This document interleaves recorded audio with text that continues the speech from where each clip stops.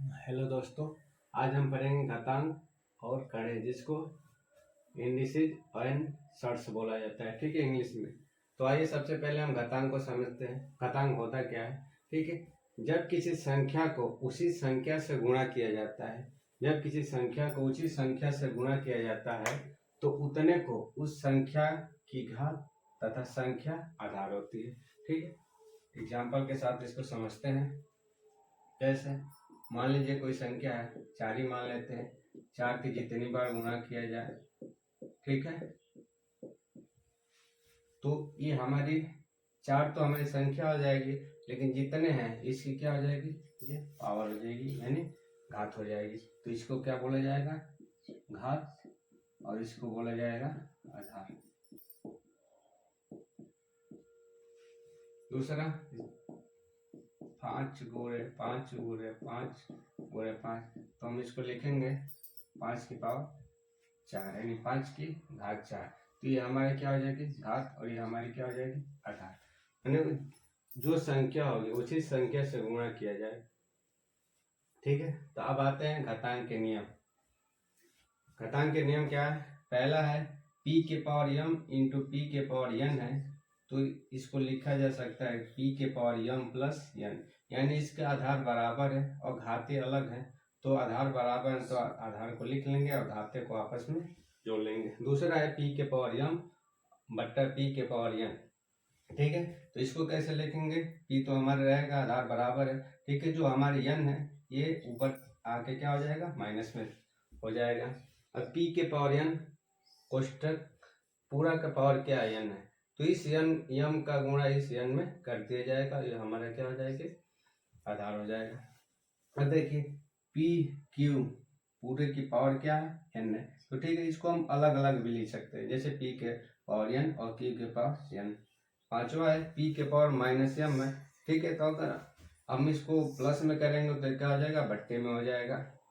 p है बटा q, अब पूरी के पावर n है तो इसको हम क्या करेंगे? अलग अलग लिख सकते हैं, p के पावर n और q के पावर n। ठीक है, अभी ये वाला है, अगर p के पावर 0 है तो उसका मान हमेशा क्या होता है? 1 होता है। p के पावर 0 है तो उसका मान हमेशा क्या होगा? अगर p के पावर 1 है तो इसका मान क्या होगा? p होगा। ठीक है, अब एक कणिक है, शॉर्ट्स के बारे में जानते हैं। कणिक क्या होते हैं? कणिक की कोई निश्चित परिभाषा नहीं है। इसका सांकेतिक रूप क्या होता है? इसका संकेत इसको ऐसे लिखा जाता है। ठीक है, अब एग्जाम्पल जैसे ये हो गया ऐसे, फिर 4,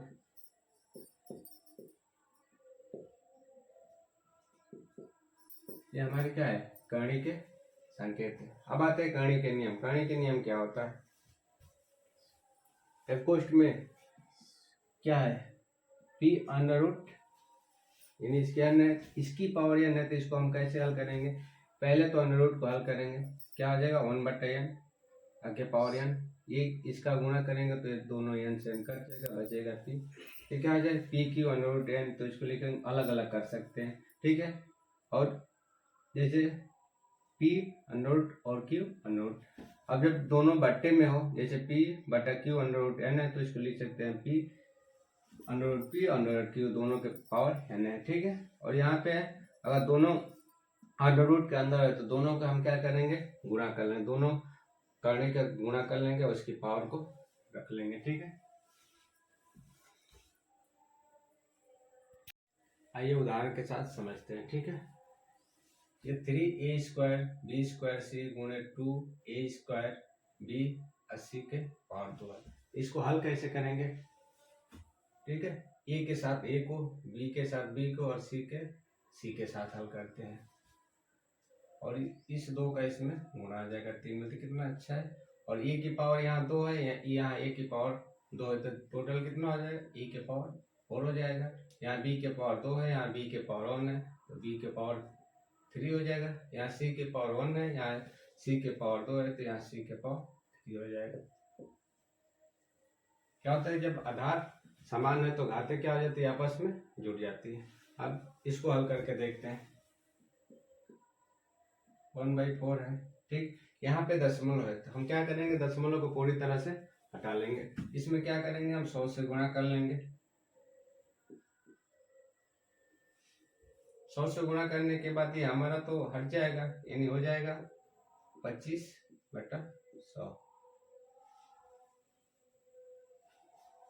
तो कितना हो जाएगा, 1/4 हो जाएगा। ठीक है, अब इसको हम हल कर लेंगे।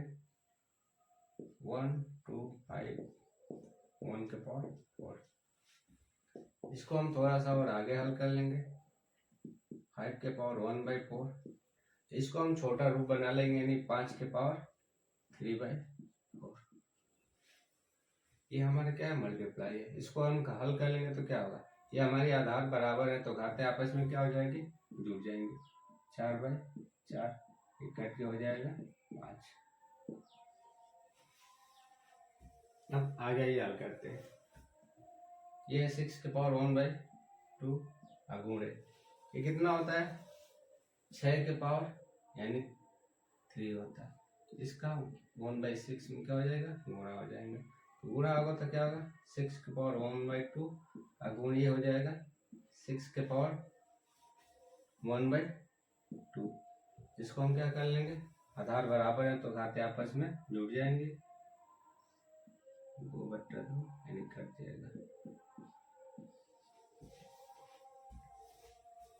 अभी अगला है हमारा, तो इसको हम सबसे छोटा रूप बना लेंगे घात के रूप में, इसको भी घात के रूप में बना लेंगे। तो ये हमारा होता है 2 के पावर 3x + 1। ये होगा 2 के पावर होता है। अब इसको हम आसानी से हल कर लेंगे। क्या हो जाएगा, 3x + 3 बराबर 2 के पावर 6। ये हमारी क्या है, आधार बराबर है तो घाते आपस में क्या हो जाएंगे, जुड़ जाएंगे। 3x + 3/6 ये हो जाएगा x बराबर 1। इसको हल कर लेते हैं। ये माइनस है तो इसको हम क्या करेंगे, प्लस बनाने के लिए नीचे कर लेंगे। ठीक है, हो जाएगा a। इसको भी उसी तरह कर लेंगे और इसको भी हम क्या कर लेंगे, उसी तरह कर लेंगे।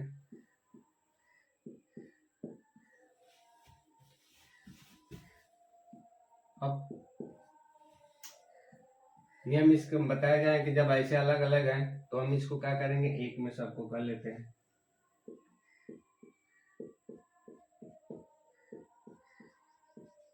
अब इसको कटा लीजिए तो कटने वाला है, तो क्या हो जाएगा, इसका मान 1 हो जाएगा। करणियों का आरोही तथा अवरोही क्रम में लगाना है, यानी arrange the shots in ascending और डिसेंडिंग ऑर्डर, यानी आरोही अवरोही बढ़ते और घटते क्रम में करना है। ठीक है, तो सबसे पहले क्या करेंगे, कर्ण को क्या करते हैं कि P1/2 Q1/3 R1/4 ये हमारे क्या घात के रूप में हो, तो इन्हें आरोही क्रम में लगाने के लिए घातों को क्या करते हैं, समान करते हैं। एग्जाम्पल के माध्यम से इसको पहले समझते हैं। मान लीजिए कि हमारा एग्जाम्पल है, ठीक है,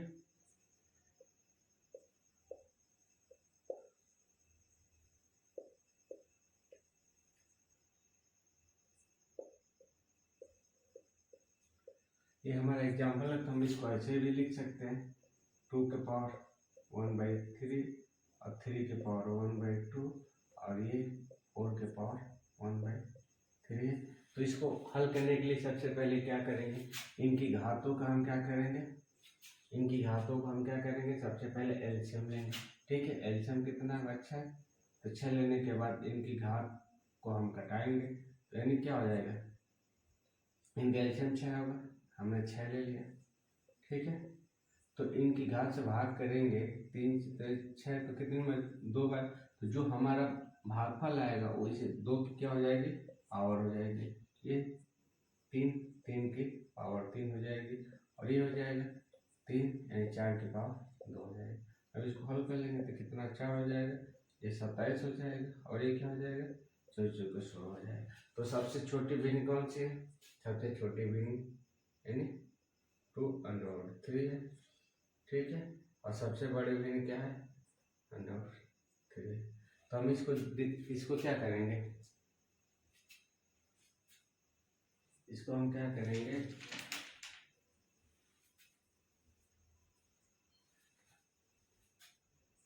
बस अब इसको हम सजा लेंगे। सबसे छोटी ये हो गई, उसके बाद उससे बड़ी ये हो गई और उससे बड़ी ये हो गई। ठीक है, तो हम इस तरह इसको हल कर लेंगे। तो ये हमारे कौन सी है 3√2 और ये हमारे कौन सी हो जाएगी 3√4 हो जाएगी। ठीक है, और ये क्या हो जाएगी √3 हो जाएगी। ठीक है, ये हमारा क्या हो जाएगा और रोज हो जाएगा। ठीक है,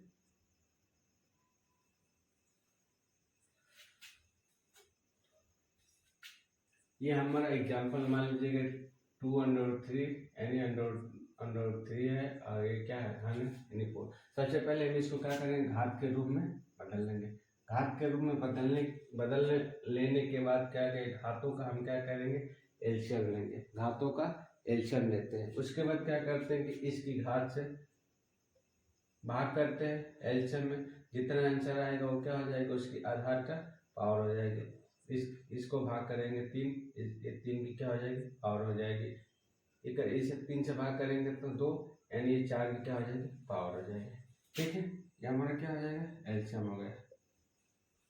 ठीक है, अब इसको इस तरह से हल कर लेंगे तो हमारा ये आसानी से हल हो जाएगा।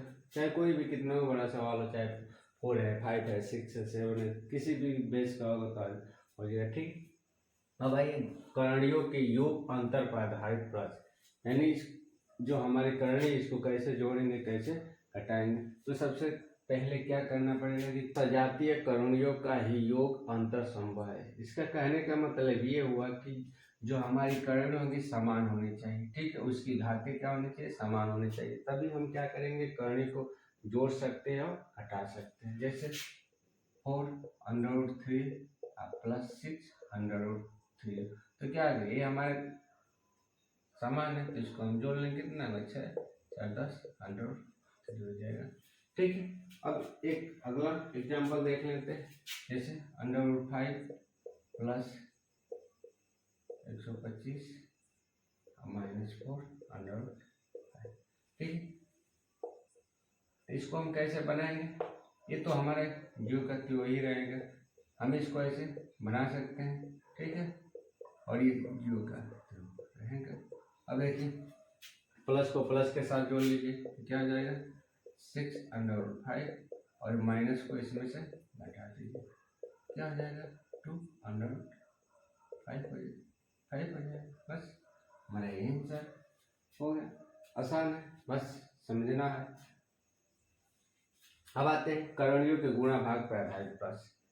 ठीक है, अब हम इसको कैसे गुणा करेंगे कैसे भाग करेंगे इसको हम देखते हैं। गुणा भाग तभी संभव है जब उनकी घातें क्या हो समान है। जब उनकी घातें समान होगी तभी हम क्या करेंगे गुणा कर सकते हैं और भाग भी कर सकते हैं। घातें समान नहीं हो तो ना ही गुणा कर सकते हैं और न भाग कर सकते हैं। ठीक है, एग्जाम्पल के साथ इसको समझते हैं। जैसे 5 गुणे 4। ठीक है, ये हमारा एग्जाम्पल है पहले। इसको हम क्या करेंगे कर लेंगे, गुणा करेंगे तो √20 हो जाएगा। ठीक है, और 2 इसको 5 लिख सकते हैं, आसानी से हो गया। दूसरा देखते हैं।